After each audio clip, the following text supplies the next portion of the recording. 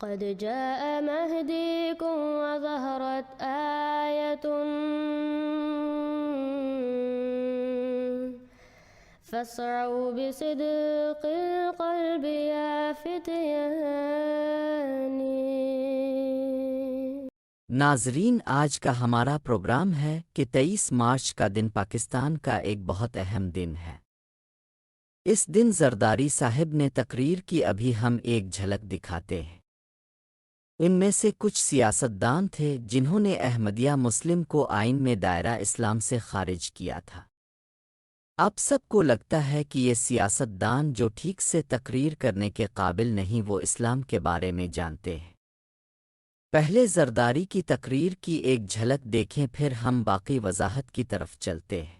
کو میں جانا کہ چاہے ہے کہ وہ بنیادی ساتھ اور سماجی بہبود پر اسپیشل توجہ دیں۔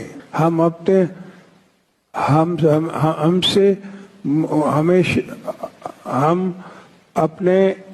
ہمسائے ملک 23 مارچ پاکستان کی تاریخ میں ایک سنگ میل کی حیثیت رکھتا ہے۔ قرارداد پاکستان اس دن پیش کی گئی تھی، اور زندہ قومیں اپنے قومی دنوں کو خوشی اور حب الوطنی کے جذبے کے ساتھ مناتی ہیں۔ جبکہ وطن عزیز میں جہاں ایک طرف صدر مملکت اپنی تقریر پڑھنے سے قاصر، وہیں اسلام کے نام نہاد ٹھیکیداروں کے اکاؤنٹس میں اربوں روپے دریافت ہو رہے ہیں۔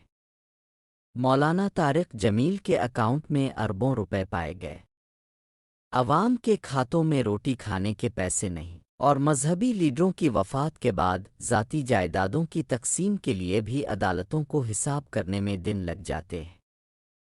کیا کفر و نفرت کے فتوے بیچنے والوں سے سڑکوں پر مار کٹائی کرتی عوام اتنا پیار کرتی ہے کہ ان کو اربوں کے چڑھاوے چڑھائے اور اپنے بچے بھوکے رکھ لیتی ہے؟ حقیقت اس کے بالکل الٹ ہے۔ مذہب کے نام پر لوگوں کی من پسند کہانیاں سنانے والے یہ پیشوا نہ تو مذہب پر خود عمل کرنا چاہتے ہیں، اور نہ ہی اپنے سننے والوں سے توقع رکھتے ہیں کہ وہ اصل مذہب کو جان سکیں اور اس پر عمل کر سکیں۔ پاکستان میں اکثر جب غریب کی بات ہوتی ہے تو قصوروار سیاستدانوں کو بنایا جاتا ہے، لیکن جن لوگوں نے شرک کے گڑھ بنا رکھے ہیں، ان مزاروں، غدی نشینوں، قصہ گو مولویوں کی طرف آنکھ اٹھا کر دیکھنے کی جرت نہ تو کسی مذہبی تنظیم میں ہے اور نہ ہی کسی حکمران میں ہے۔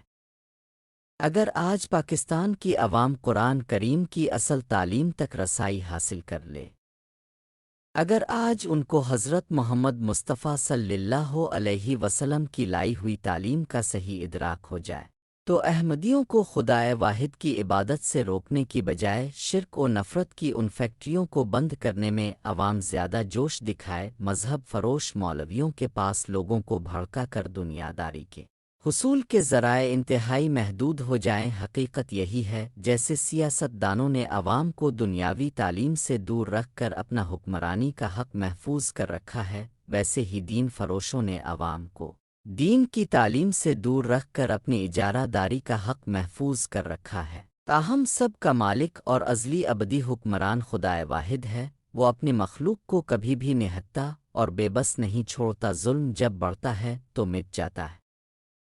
انشاءاللہ بہت جلد خدا تعالی ظالموں کی رسی کھینچنے والا ہے۔ ملک عزیز کے حالات اس طرف کو جا رہے ہیں، جلد ظالموں کا حساب ہونے والا ہے۔